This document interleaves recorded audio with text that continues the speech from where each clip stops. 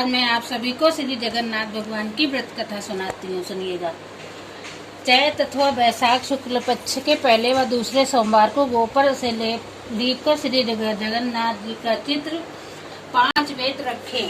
पहले सोमवार को पंचामृत से स्नान कराकर चंदन व कुमकुम ढाक के फूल चढ़ाकर आटे के 2 दीपक शुद्ध घी से जलावें। 5 या 7 गेहूं की बाली, 5 या 7 कच्चे आम चढ़ावें। गुड़ धनिया खोए के गुड़ की गुजिया से भोग लगावें। दुआ और ग्रास निकालकर 2 रोटी एक बार में खाएं। नमक नहीं खाना चाहिए। पूजन के बाद परिक्रमा करके सबको प्रसाद देवा 5 वेद पीठ पर छुआएं तथा पूजन के बाद दीपक से काजल पार कर लगावें। बोलो श्री जगन्नाथ स्वामी की जय। प्राचीन काल में सुदामा नामक एक अत्यंत ब्राह्मण रहता था। अत्यंत दुखी होने पर लोगों ने सुना था कि जगन्नाथ जी का व्रत और दर्शन करने से सभी मनोरथ पूर्ण होते हैं। इसलिए सुदामा जी ने श्री जगन्नाथ जी का व्रत और दर्शन करने का निश्चय किया। घर में ब्राह्मणी को समझाकर थोड़े से चावल लेकर दर्शन के लिए चल दिए। श्री जगन्नाथ जी के स्थान का पता पूछते पूछते यात्रा आरंभ की। यात्रा करते करते कई माह बीत गए। इस बीच सुदामा जी ने अनेक दुखी लोगों को से साक्षात्कार भी किया। सभी ने सुदामा जी को श्री जगन्नाथ जी के दर्शन को जाते हुए जानकर प्रार्थना की कि हे महाराज, हमारे दुखों को भी भगवान श्री जगन्नाथ जी से प्रार्थना करना।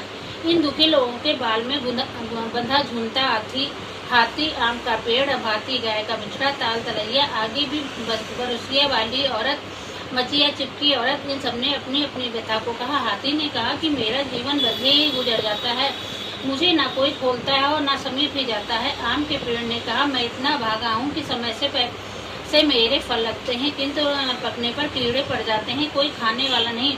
गाय ने कहा कि मेरा बच्चा अलग रमाता रहता है, मैं अलग किंतु मिल नहीं पाती। मार्ग में एक ताल व उसके समय के पीप एक तलैया देखी। उनका ये कष्ट था कि पास होते हुए भी चाहे जितना पानी बढ़ जाए दोनों का संगम नहीं होता था। थोड़ी दूर पर एक कछुआ था जो तपती रेत में पड़ा था।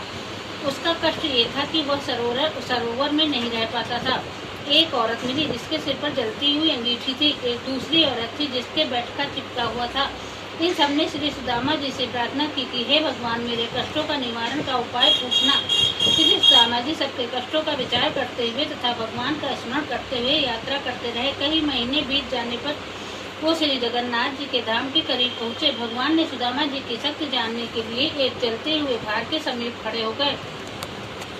रास्ते चलते ही सुदामा जी उसी भार के समीप आए और देखा कि जलते हुए भार के समीप एक व्यक्ति खड़ा है। सो वहीं रुककर पूछने लगे, भैया जी, जगन्नाथ जी कितनी दूर हैं? मनुष्य रूपी भगवान ने कहा कि आप जगन्नाथ जी के समीप ही खड़े हो, समझो। सुदामा जी ने कहा, भैया तो फिर वह रास्ता बताओ जिससे मैं जल्दी से जगन्नाथ जी के दर्शन कर सकूं। भगवान ने कहा, जलते हुए भार का मुँह दिखाते हुए कहा, इस रास्ते जाने से शीघ्र ही दर्शन होंगे। सुदामा जी ने कहा, ये आग से तप रहा है। मनुष्य रूपी भगवान ने कहा, संसार भी तो अनेक प्रकार के दुखों से चल रहा है, बिना ताप सहे कोई भगवान को नहीं पा सकता। सुदामा मनुष्य रूपी भगवान के गूढ़ वाक्यों को समझकर झट से 2-3 अंगूठा जैसी कर भक्ति भाव व विश्वास से भरे भार में घुसने को तैयार हो गए। जो सुदामा जी ने भार में घुसना चाहा कि भगवान ने रूप बदलकर हाथ पकड़ लिया तथा दर्शन देकर अपने स्थान को ले गए।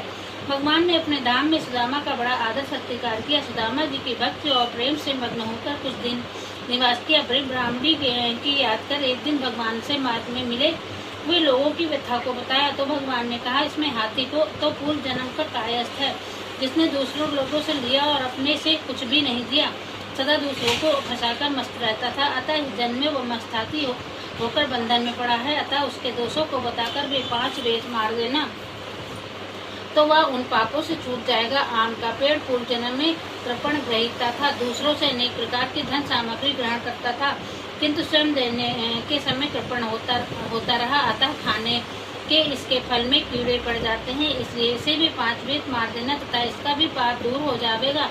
कछुआ जो पूर्व जन्म में लोगों को हरा भरा देखकर जलता रहता था, इसी स्वभाव व दोष से उसे जल नहीं प्राप्त होता है, तपता ही रहता है, इसे भी 5 वेद मारकर जल में छोड़ देना, सुखी हो जाएगा।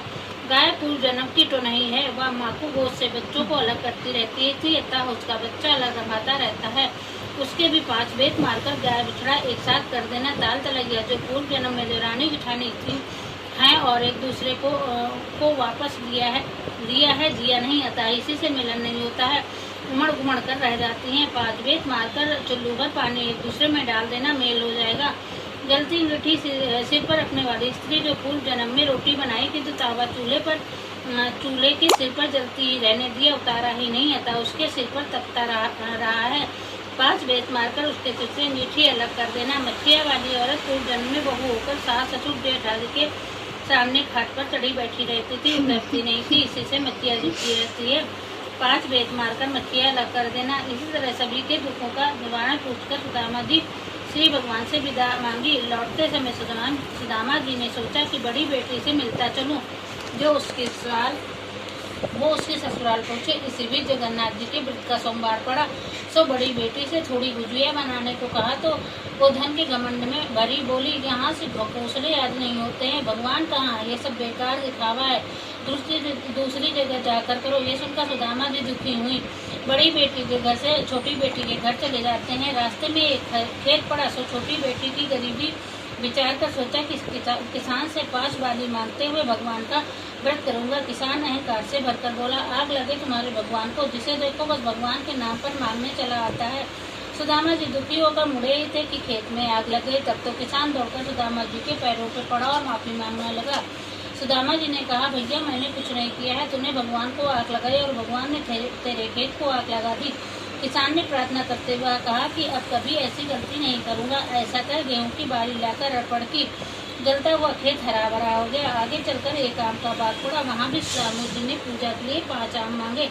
रखवाले ने दुर्वचन कहते इनकार किया, सो बड़े जोर की आंधी चली और सारे आम नष्ट हो गए। ये देखकर रखवाला दौड़कर सुदामा जी के शरण में गया और खुशामद करने लगा। दयालु सुदामा ने भगवान से प्रार्थना की तथा उसके फल ग्रहण किए तो आंधी शांत हो गई। बाली और आमले सुदामा जी दोपहर को छोटी बेटी के घर पहुंचे और कहा, बेटी गोबर से चौका लगा रखो, मैं नित्य ब्रह्मचर्य निवृत्त होकर आता हूँ। जो कुछ सामग्री होगी उससे जगन्नाथ जी का व्रत करूंगा। छोटी लड़की ने प्रसन्न होकर चौका लगाया और गरीबी विचार कर साहूकार के घर गई। अपने लड़के को बंधक बनाकर पूजा सामग्री घी खोए आदि लेकर गुजिया पूरी बुड़गनिया आदि बनाकर प्रेम से रखा। सुदामा जी के साथ सभी लोगों ने भक्तिपूर्वक व्रत किया। कथा सुनी, ज्यों ही कथा समाप्त हुई त्यों ही बंधक रखा। लड़का भी प्रसाद लेने आ गया। छोटी लड़की ने बेटे को देखकर नाराज होते हुए कहा, तुम्हें तो बनिया के पास छोड़ आई थी, तू यहाँ कैसे आ गया है? बेटे ने कहा, आपने ही तो बुलाया था, अभी एक बूढ़े बाबा गया और बनिया से को सब पैसे दे आया और कहा, जा तेरी माँ ने तुझे बुलाया है, सो मैं चला आया। सुदामा जी की छोटी लड़की बड़ी प्रसन्न हुई। इधर सुदामा जी घर पहुंचे तो देखा कुटिया की जगह पर महल खड़ा था। सभी ऐश्वर्य गौकर चाकर वाहन आदि उपस्थित थे। ब्राह्मणी जो गरीबी से मुरझाई बूढ़ी सी दिखती थी, वह सोने का आभूषणों से लदी चमचमाता चेहरा लिए जवान से दिख रही थी। सुदामा जी ने प्रसन्न मन में निश्चय किया, जगन्नाथ जी की कृपा से मुझे ये सब प्राप्त हुआ है। उनके नाम से एक भंडारा होना चाहिए जिससे दूर देश में कोई भूखा न रहे। ऐसा चारों ओर सोचकर चारों ओर हकारे दौड़ाए। निमंत्रण वैदिष्ट मित्रों को बुलाया। श्री जगन्नाथ जी का पूजन कर भंडारा शुरू किया ही था कि सुदामा जी ने सुना कि एक औरत रोती हुई आ रही है। दौड़कर सुदामा जी ने देखा तो बड़ी बेटी रोती हुई आ रही थी। सुदामा जी ने पूछा, बेटी रो क्यों रही हो? बड़ी लड़की ने कहा, पिताजी जब आप हमारे यहाँ से गए हो, पता नहीं किसका कोप है, सब धन संपत्ति नष्ट हो गई है, मैं बड़ी दुखी हूँ। सुदामा जी ने ढांढस बनाया और कहा, प्रेम से भोजन परोसा किंतु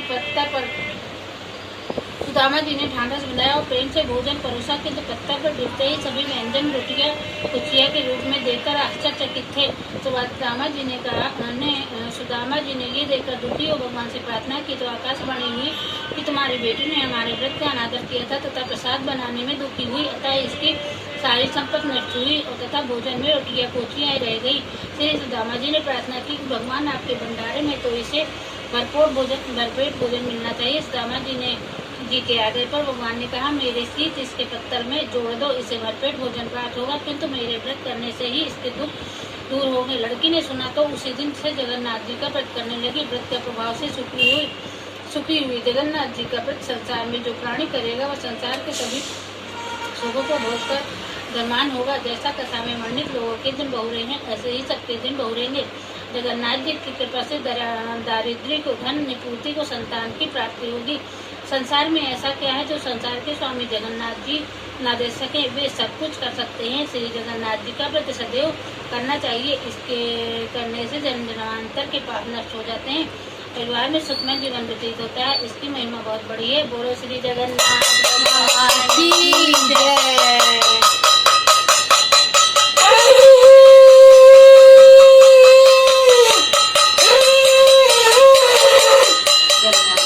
दीपक चलाओ, दीपक वो हो गया घी बनाती हूँ मैं। आज बोलो रे। आरती श्री जगन्नाथ मंगलकारी, पर सत चरणा बिंद आपधारी। आरती श्री जगन्नाथ मंगलकारी, रथ मुखार बिंदे आपधारी। कंचन धूप ध्यान ज्योति जगमांगी, अग्नि कुंडल दस पाँव सारथी। आरती श्री जगन्नाथ मंगलकारी, देवन द्वारे रोबत खड़ी, देवन द्वारे रेवत खड़ी। मारे कंडे से गंगा आन करी, गरुण खंभ सिंह पौर यात्री जुड़ी। यात्री भीड़ बहुत बेद की छड़ी। आरती श्री जगन्नाथ मंगलकारी, सुर नर मुनि द्वारे ठाड़े बेन उपचारे। धन्य धन्य सुश्याम पत्नी। आरती जगन्नाथ मंगलकारी, आरती श्री जगन्नाथ मंगलकारी। आरती श्री जगन्नाथ मंगलकारी, आरती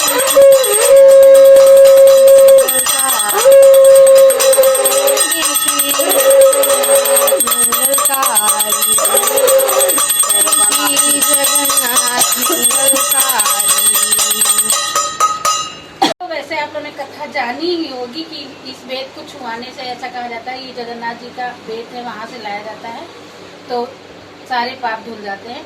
लेकिन मेरे लिए इसका महत्व कुछ अलग है, और ये महत्व ये है कि ये मेरी एक आंटी थी जो मुझे बहुत ही ज्यादा प्यार करती थी, और वो आज यहाँ नहीं है, यानी कि इस संसार में नहीं है। लेकिन ये जो उनकी निशानी है बहुत महत्वपूर्ण मेरे लिए और सबसे प्यारी है। तो मेरी आंटी जहाँ भी हो अच्छी हो, और इसी के साथ मैं वो प्रक्रिया शुरू करती हूँ जिससे इसका मकसद पूरा होता है। Thank you. 4 5 नौकरी सब कुछ भगवान तुम देने वाले, तुमसे क्या मांगना ही बेकार है। सब कुछ ऐसे देते देते भगवान, कृपा करो, दया करो हमारे परिवार की। भगवान भूल चूक कर संभाले, भूल चूक कर संभाले, इतना भी